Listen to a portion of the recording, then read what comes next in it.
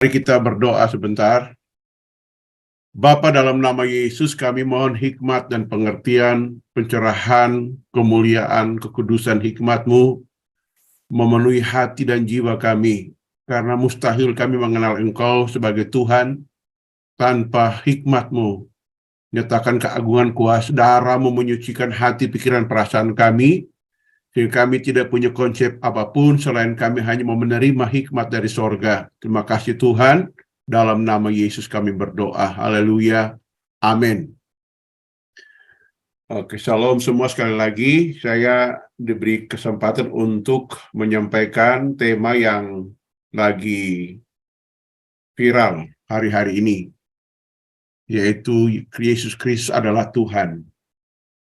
Tentu tidak ada galian yang dalam karena sudah banyak webinar, kemarin ada webinar, tapi saya akan sampaikan apa pengertian nama Yesus.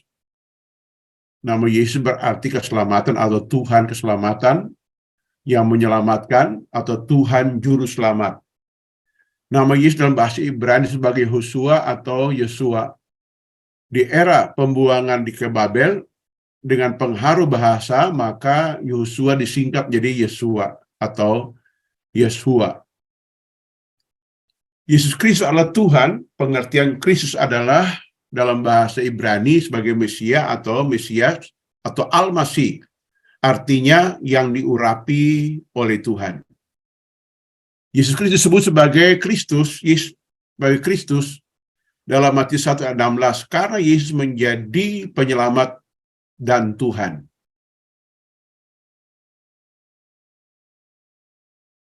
Yesus Kristus adalah Tuhan. Pengertian kata Tuhan dalam bahasa Yunani sebagai kurios, artinya Tuhan.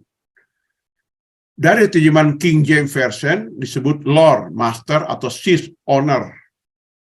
Asal kata kurios atau disebut supremasi, otoritas, pengontrol, guru sebagai gelar yang terhormat. Kata Ibrani kurios dari YHWH, kata lain kurios artinya memberi kuasa. Dalam 2 Korintus pasal 2 ayat 8 dan juga Galatia pasal 3 ayat 15. Mengapa Yesus disebut Kristus Tuhan? Kata kitab suci dan Yesaya 40 ayat 3 dan Matius pasal 3 ayat 3 disebutkan bahwa Yesaya menubuatkan 600 tahun sebelum Yesus datang sebagai fisik di Bethlehem, persiapkan jalan bagi Tuhan. Jadi kesaksian kitab suci sangat jelas bahwa Yesus adalah Tuhan. Bahkan dalam Yeremia 23 ayat 5-6, firman Tuhan berkata, sesungguhnya waktu akan datang, demikianlah firman Tuhan, bahwa aku menumbuhkan tunas adil bagi Daud.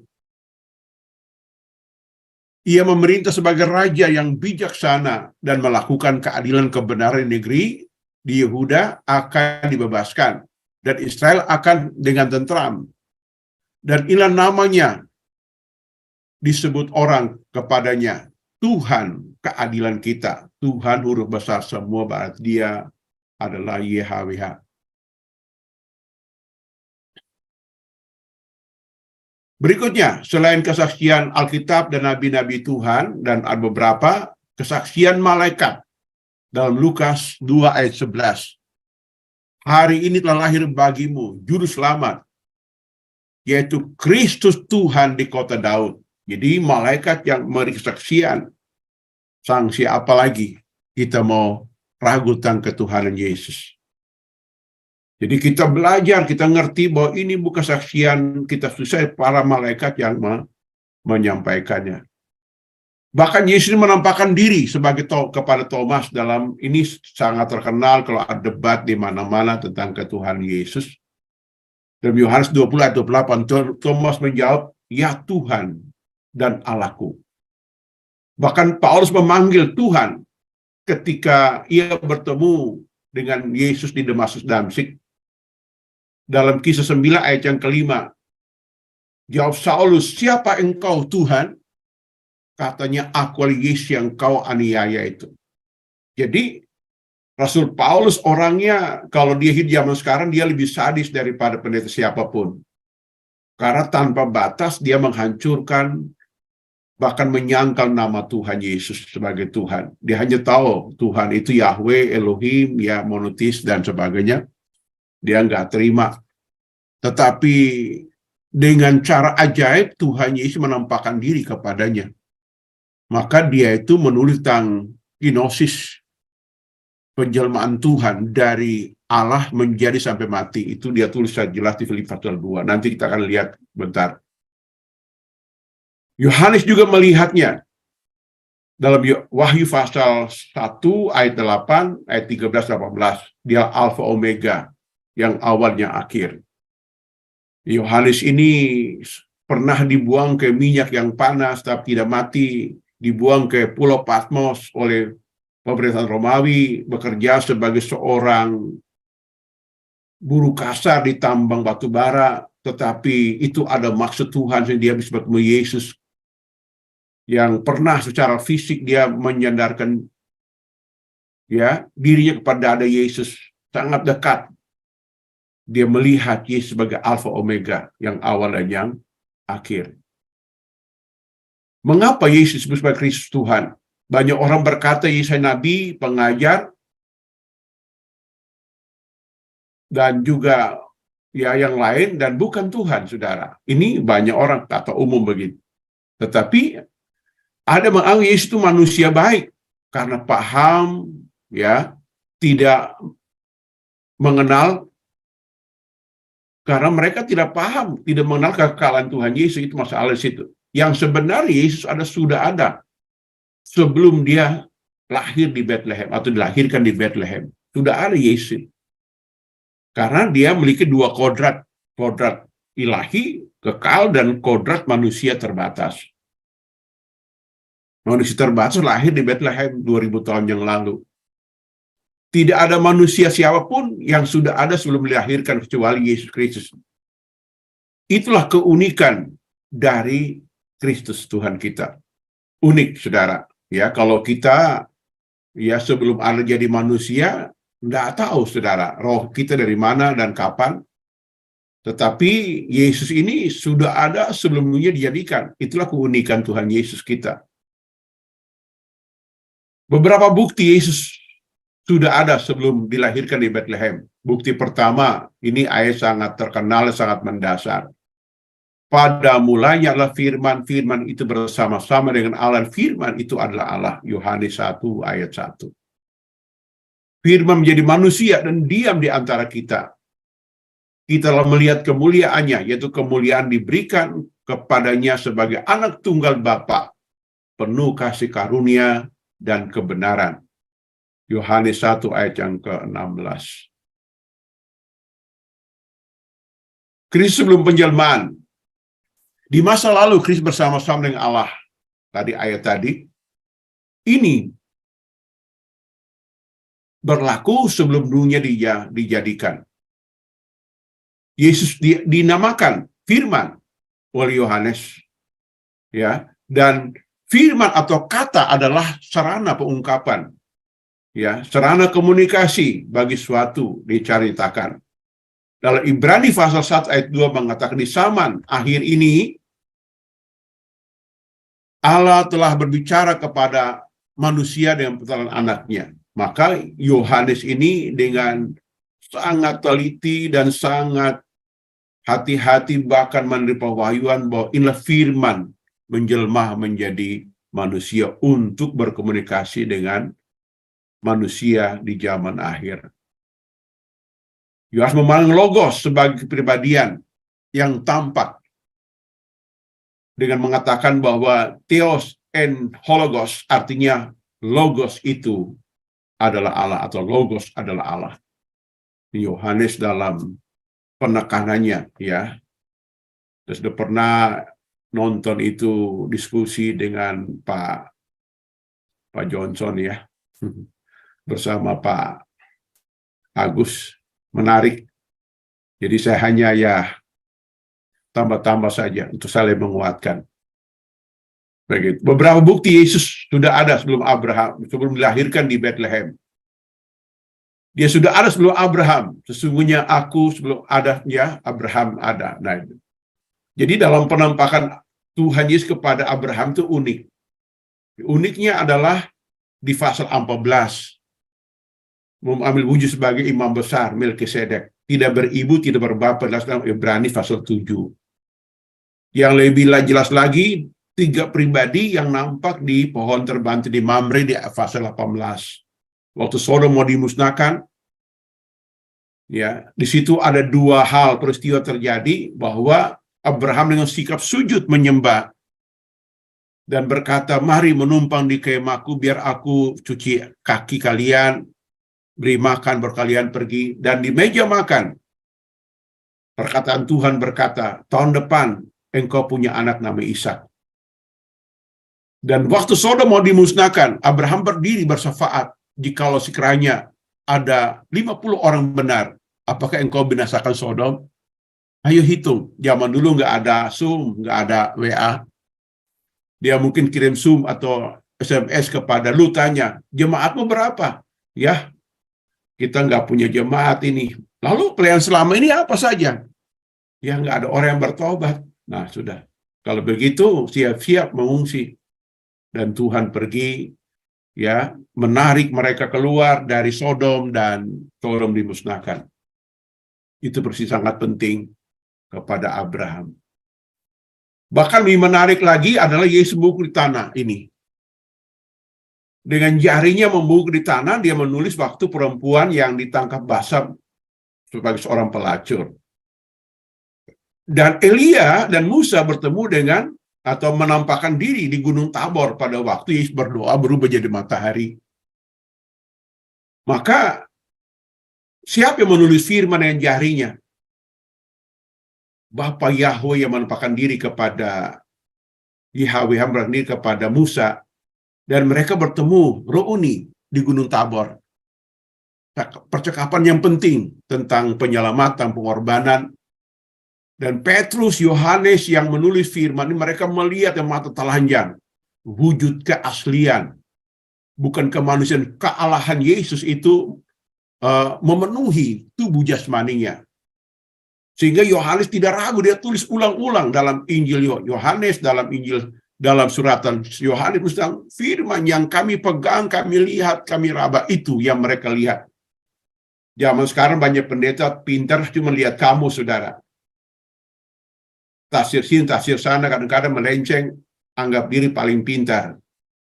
Padahal orang yang melihat mata telanjang nih, berubah jadi matahari nih. Nah, ini mereka tulis tentang hal ini. Dan pasti sesuatu yang terjadi pada waktu Yesus menulis jari di tanah, itu menggambarkan dia pernah menulis firman di lobah itu di tangan Musa, diberikan pada Musa. Berarti dia sudah ada sebelum Musa itu ada. Ini yang terjadi, saudara, ya. Lalu Yesus hakikat dengan Bapa. Ya, bahkan dia menuju kemuliaan sebelum dunia dijadikan. Di dalam kitab Yesaya mengatakan bahwa Tuhan Bapa tidak memberikan kemuliaan kepada apapun. Entah kepada patung, kepada siapa tidak. Tetapi kenapa Yesus ini punya kemuliaan? Bahkan dia terima sebelum dunia dijadikan. Nah ini. Jadi kadang-kadang orang terjebak, Tuhan orang Kristen berapa sih? Tuhan cuma satu. Cuma satu Tuhan kita, tetapi ya, keberadaan Tuhan kita ada Bapa, ada Firman, ada Roh Kudus. Tiga-tiga punya peranannya beda-beda, pekerjaannya beda. Karena penebusan lewat darah Yesus. Bapa itu roh tidak punya darah, hanya lewat darah Yesus. Maka disebutkan bahwa kita mengerti dia Tuhan. Dia menebus dosa isi dunia ini. Ya, Kristus dalam rupa Allah yang setara. Bapa lebih besar itu sebagai beda peran dan tugas, bukan beda hakikat. Yesus Kristus adalah Alfa Omega. Dia adalah yang awal dan yang akhir. Dalam Yesaya pasal 48 ayat 12 mengatakan, akulah tetap sama yang terdahulu dan terkemudian. Ibrani 13 ayat 8 pun mengatakan, adapun Yesus Kristus tetap sama, baik kemarin, maupun hari ini, dan sampai selama-lamanya. Dalam kodrat ilahi, ada dua kata di sini, ada kata kenosis dan ada kata hiperoso. Hiperopso itu artinya ya meninggikan, yang tak terkira. Ada kata kenosis, ada pengosongan diri. Ada 7 langkah turun Yesus dan 7 langkah naik yang saya temukan di pasal ini. Pertama, dia melepaskan hak kesetaraan. Yang kedua, merupa seorang hamba. Yang ketiga, menjadi sama dengan manusia. Yang keempat, merendahkan diri. Yang kelima, taat. Yang keenam, sampai mati. Bahkan yang ketujuh, bahkan mati di atas salib. Itulah kenosis, pengosongannya ke bawah.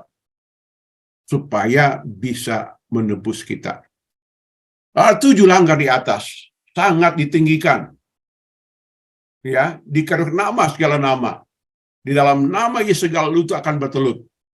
Baik di langit, di atas bumi, di bawah bumi.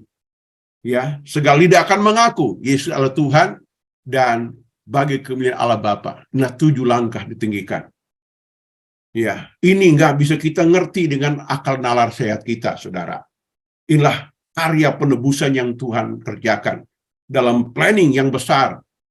Petrus berkata, karena kamu, maka dia menyatakan diri di zaman akhir. Inilah disebut sebagai ada kata kenosis, pengosongan, dan akar kata hupereso, repso, inilah kata peninggian. Faktor kenosis. Waktu terjadi pengosongan kenosis, faktor kealahan Kristus tidak berkurang atau hilang, namun dia menyembunyikan atau menyelubungi kekuatan kemuliaan dengan kemanusiaan yang terbatas. Jadi jangan kita pikir, wah jadi manusia Allahnya hilang, nggak hilang. Kalau Allahnya hilang dari itu langsung busuk. Apalagi kena formalin, habis busuk, nggak berkuasa sampai hari ini. Tapi kenapa? Tuhan mati 2000 tahun yang lalu. Darahnya masih segar kalau kita berdosa, bertobat, langsung disucikan dengan darah Yesus. Karena dalam Ibrani pasal 9 ayat 14 berkata, oleh roh yang kekal dia membawa darahnya. Jadi ada luar biasa saling memuliakan antar Bapa, Anak, dan Roh Kudus ini. Darah tetap segar, tidak busuk. Nah di sini kita melihat bahwa, saya gambarkan seperti ini. Kemuliaan Bapa yang besar, tak terbatas. Ya, Yesus datang dalam wujud yang terbatas, yang sangat kecil. Maka Yesus berkata, Bapa lebih besar dalam kapasitas memenuhi alam semesta, karena dia dalam wujud fisik. Penebusan hanya di tanah Israel, itu pun dijual juta, kecil terbatas. Namun tetap Allah. Walaupun dia mati sebagai wujud manusia, tetap kealahannya juga tercampur di dalamnya. Dalam pengertian, sehingga kuasa Tuhan itu menyucikan, mengalahkan maut dan kejahatan. Dalam kuasa darahnya, penuh kemuliaan kekudusan. Sehingga inkarnasi itu berarti mengambil rupa tubuh manusia, logos jadi manusia, tujuannya apa? Pertama, menyatakan Bapa kepada dunia. Yang kedua, menebus dosa lewat kematian, karena segala sesuatu disucikan dengan darah Yesus, lewat darah. Ya, tidak ada orang yang mengaku ya saya salah langsung masuk surga, enggak. Mesti disucikan dengan darah Tuhan. Kalau bisa enggak layak. Karena untuk masuk hadirat Tuhan, di Ibrani pasal 10 juga ayat 18, ayat 19 dan 20 berkata, oleh darah Yesus kita perlu keberanian masuk ke hadirat Bapa dengan penuh keberanian. Nah, gitu. Yang berikutnya, memuridkan. Nah, ini. Kenapa Tuhan datang ambil rupa manusia yang lemah? Supaya dia memuridkan orang. Saya bayangkan begini, pamannya kata orang ya, pamannya Yesus datang sebagai Tuhan, langsung sudah. Oh, kau ampuni. Tapi orang nggak berubah, setan sudah masuk pikiran hati orang gimana? Roma 7 kan berkata, dalam anggota tubuh ada setan di dalam, bagaimana usirnya? Makanya diambil waktu. Ya, kalau kita baca dalam Matius 17, setelah penglihatan yang hebat itu, Tuhan Yesus melarang, jangan citrakan pada siapapun penglihatan tadi ya. Kenapa? Karena proses pemuridan masih jalan. Supaya walaupun Tuhan kembali nanti ke surga, ada orang-orang kepercayaan yang melanjutkan. Ini jadi problemnya. Jadi Tuhan tunggu kedewasaan Petrus dan teman-teman ini. Sampai mereka betul mengerti, mengenal, punya komitmen, serahkan hidup. Mereka siap untuk melanjutkan karya. Inilah kenapa terjadi seperti itu. Ya, kalau saya, ini nanti kita diskusi bagaimana pendapat saya begitu. Bahwa kenapa dia menyamar, mengambil rupa seorang manusia yang lemah, ya sama dengan kita semua. Tujuan yang ketiga ini perlu ini. Sia-sia penebusan kalau nggak ada orang bertobat melanjutkan pekerjaan. Sia-sia. Ya, sama dengan kita umpamanya merintis gereja. Sia-sia kalau nggak ada pemimpin baru yang muncul. Gereja akan mandek dan hancur. Kan biasa begitu. Lalu yang keempat, supaya dunia diselamatkan. Itu tujuan inkarnasi. Lalu cara inkarnasi, ya, semua sudah tahu nih. Kelahiran ya dari perawan. Dalam Lukas pasal 1 ayat 35 mengatakan bahwa dia menyelubung kekuatannya agar kita mengerti. Ya, ada 4 cara bagaimana faktor ya kelahiran manusia itu. Cara pertama itu faktor pria, wanita pada umumnya lahir. Yang kedua, ya, tanpa faktor pria dan wanita itu Adam, ya, Tuhan langsung ambil tanah bentuk jadi orang. Lalu faktor pria wanita, pria, ya, di sini kalau kita lihat di sini bahwa itu hanya satu orang berlaku, yaitu Hawa. Dan berikutnya faktor wanita, Yesus dengan Roh Kudus itu terjadi. Jadi masalah-masalah ini perlu kita tangkap betul, ngerti, supaya kita itu bisa tetap beriman walaupun rupa angin pengajaran muncul di zaman ini. Ya, memiliki sikap ilahi yang terbatas, ya, dan juga disebut dia pernah punya kelemahan, ya, kalau ia lelah, temu perempuan Samaria di sumur Yakub, keletihan, karena dia manusia, ya, lapar, haus, ya, tidur, dicobai, saudara, mengharapkan kekuatan dari Bapa dalam doanya, Ibrani 5 ayat yang ketiga, bahkan ada ayat yang lain juga, mengharap kekuatan, karena itu kodrat manusia dia jalani, dalam rangka mengajar kita bahwa ini loh dalam sukar kita seperti ini. Umpama dalam Ibrani 5 ayat 7. Dalam keadaan sebagai manusia, dia mempersembahkan doa dengan ratap tangis kepada dia, karena kesalehannya dijawab doa itu. Nah ini, jadi itu mengajarkan teladan bahwa ini, saya pernah lelah, pernah lapar, pernah haus, tidur, dicobai, mengharap kekuatan dari Bapa. Kamu mesti lakukan seperti ini. Itulah sifat-sifatnya. Ya, dan juga apa? Perpaduan yang kontradiksi, ya. Ini ada manusia keilahian, ya, kemanusiaan lemah. Tetapi dia itu maha kuasa dalam keahliannya. Jadi saling bertobrak. Inilah keunikan Yesus di sini. Ya, secara unik, ya. Kalau kita nggak paham, kita dengan logika biasa, nggak ngerti, nggak masuk akal. Ini perlu puas di padang Arab kayak Paulus itu dalam Galatia. Bertobat mesti puasa panjang dulu, dan ngerti betul-betul. Kalau nggak, repot dah. Apalagi ya, cuma kenal firman doang, dengan nafsu, sudah punya konsep berpikir, udah otak-atik ayat Alkitab ikut dia punya pikiran. Lalu bertambah dalam pengetahuan, tetapi satu gigi dia keahliannya, dia maha tahu, ya, dia maha tahu. Dilihat Nataniel di pohon, ya, dilihat Nataniel, dia lihat ini, lihat, ya, dia lihat tengah malam perahu murid-muridnya ombak, dia bisa datang, ya, dia maha tahu. Nah ini terbatas, tapi dia tuh tidak terbatas, ya, dia hanya hadir di satu tempat, tetapi sebenarnya dia tuh maha hadir. Nah ini, jadi ada tabrakan sifat, tetapi itulah kita mesti ngerti hal ini, ya. Lalu konsekuensi menolak Yesus. Konsekuensi pertama ditulis dalam Yohanes 3 ayat 18. Orang menolak Yesus, Alkitab berkata, telah berada di bawah hukum, bukan nanti dihukum, sementara dihukum, sedang dihukum. Yohanes 3 ayat 18. Kalau orang menolak Yesus, dia sementara dihukum, makanya sakit-sakitan, kurang finansial, kurang hikmat, ya, itu sementara dihukum. Ya. Yang kedua, Yohanes 8 ayat 4, mati dalam dosa. Ini yang kami share di kesempatan ini, nanti kita diskusi bisa berkembang. Yang paling terakhir, apa keputusan kita sekarang? Apakah Yesus dia Tuhan, manusia, atau terima dia? Orang Inggris berkata, up to you. Keputusan di tangan Anda semua. Demikian yang kami sampaikan di kesempatan ini.